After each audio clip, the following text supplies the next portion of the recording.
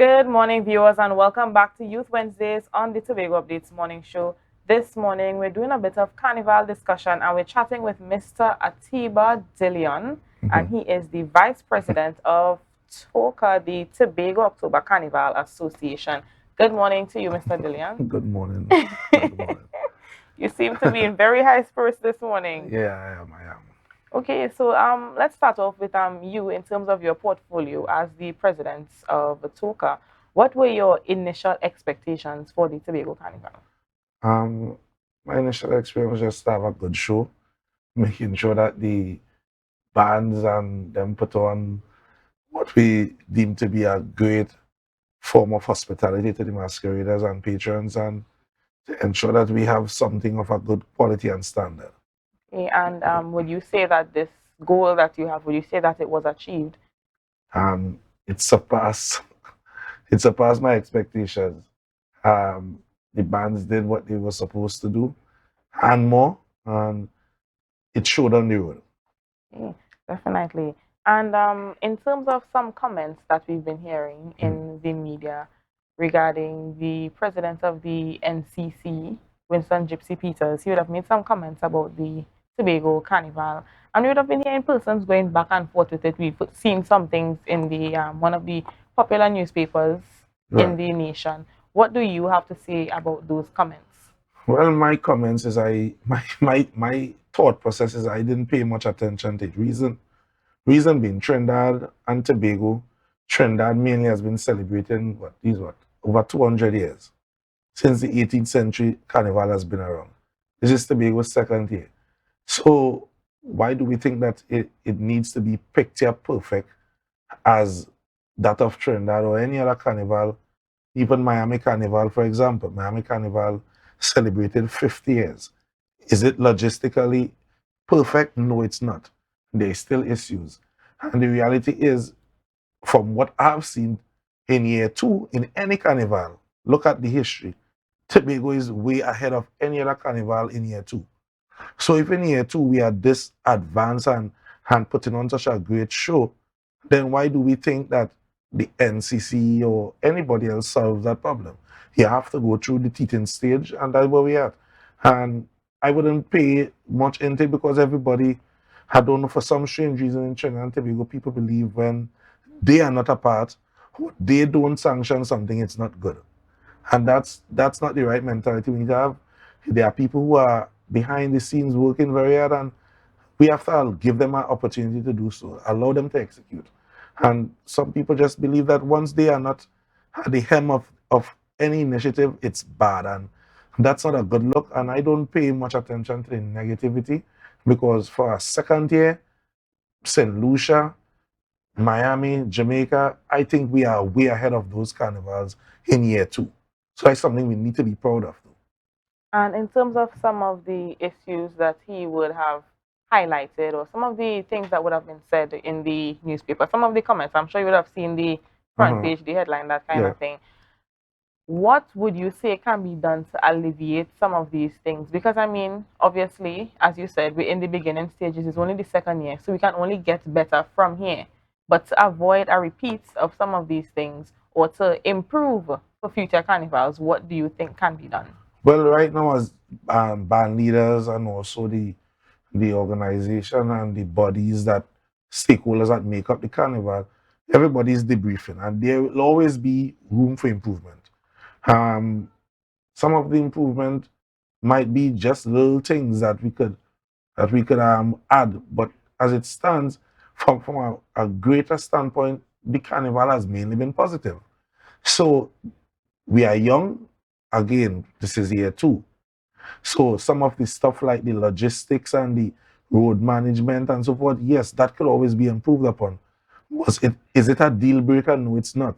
So the long and short of it is I'm not paying attention or feeding in to the negative because as being a parent, you could have all your kids and you will work two, three jobs to ensure they're good, and somebody will have an issue. So whether you like it or not, you cannot please everybody. You could do the majority, and that is what I've been seeing, and that is what we need to more or less focus on. It's ironic that we have a media and a country that the front page of every newspaper is always in negative. I've never seen that in any other country. And that is a bad thing that we need to really change. So instead of talking about what we could change in the carnival, how can we change to market the carnival better? And it starts with the media. Those those front page stuff shouldn't be because we want what? News clicks? Come on. We have to do better on that. Well, you would have mentioned marketing, so I think that's something that we should definitely talk about right now. In terms of the marketing for the Tobago Carnival, we would have heard persons talking and complaining about how late the marketing would have started, some of the methods that would have been used for the marketing. What do you have to say about that? Do you think that it could have been better, or do you think that the marketing that we did was enough? It could have been done better. Let's start right here.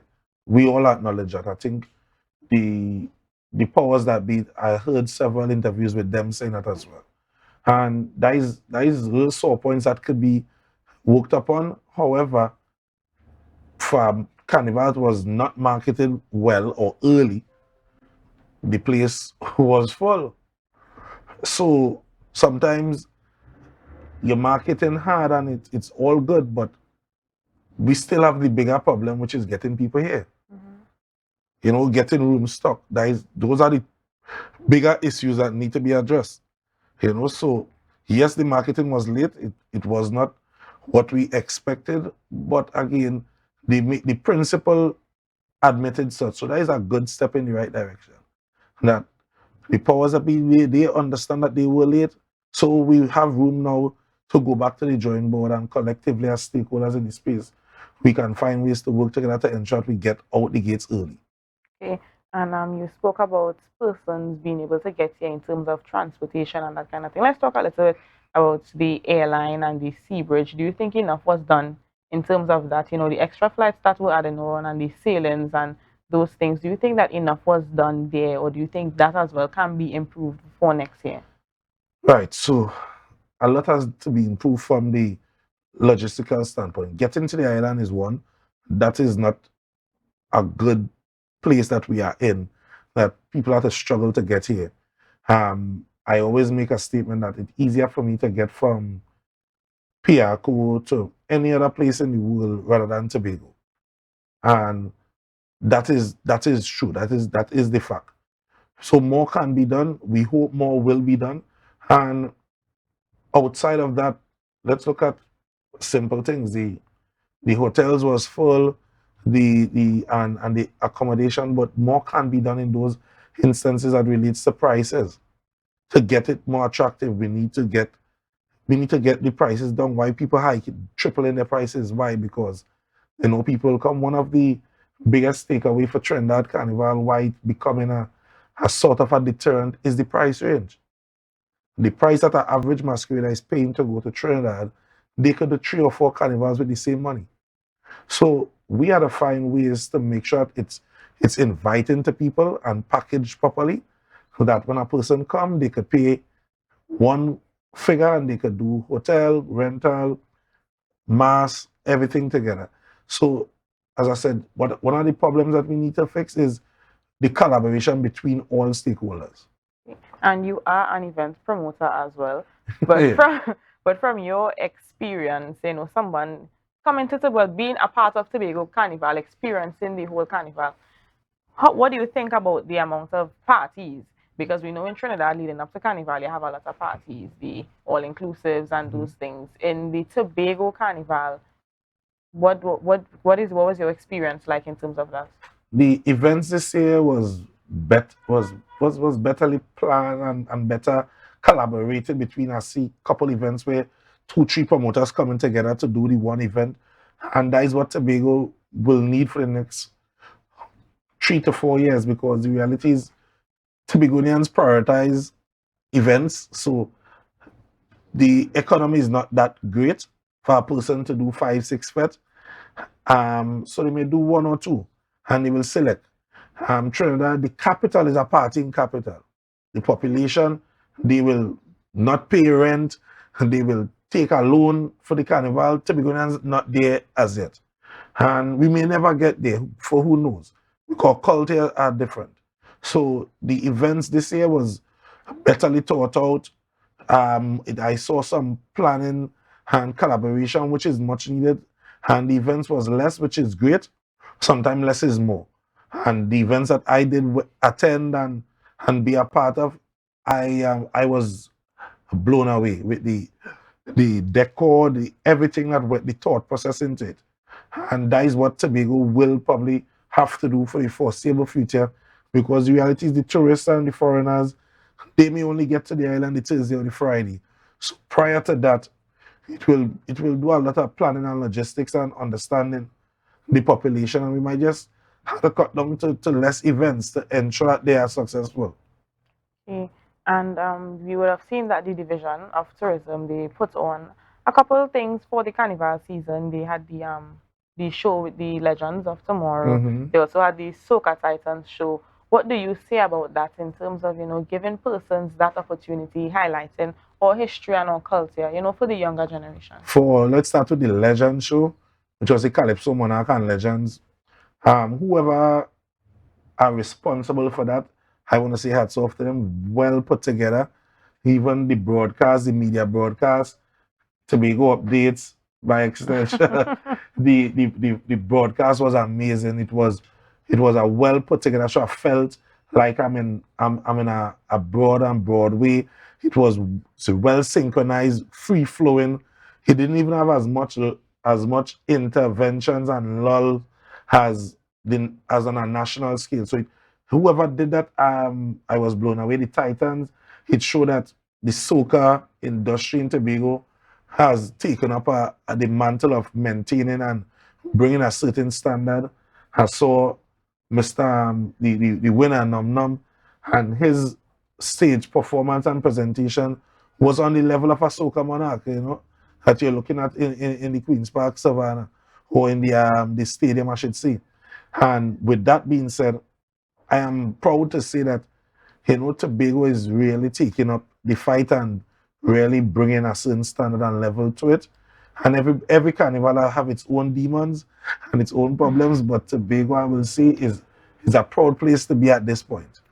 And before we wrap up the interview, let's talk a little bit about the safety that exists at the Tobago Carnival. We spoke with ACP Collis Hazel at the Pretty Mass on Sunday, and he would have said that I think it's within 33 years we've had an incident-free carnival. What do you have to say about that in terms of Tobago having that safe factor for their carnival? How can we maintain that? Um, Continued collaboration between stakeholders and the TTPS. I was a part of a number of those meetings leading up, and Mr. Hazel was very thorough in ensuring that whatever situation arrived, that all stakeholders involved understand how we fixing it and how we remedying stuff.